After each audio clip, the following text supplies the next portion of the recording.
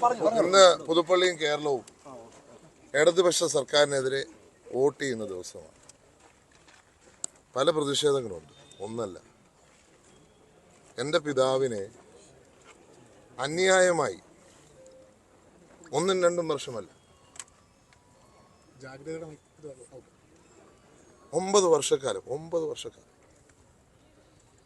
ഈ സർക്കാർ പ്രതിപക്ഷത്തിരുന്നപ്പോഴും ഇവരും വേട്ടയാടിയ മാത്രമല്ല, വേട്ടയാടൽ നേതൃത്വം കൊടുത്തവരെ സംരക്ഷിക്കുന്നു. അതിനെതിരെയുള്ള പ്രതിഷേധമുണ്ട്, ഒരു സംശയവും വേണ്ട. അത് വലിയ പ്രതിഷേധമാണ്. പുതുപ്പള്ളിയുടെ മനസ്സിൽ, കേരളത്തിൻ്റെ മനസ്സിലേറ്റ മുറിവാണത്.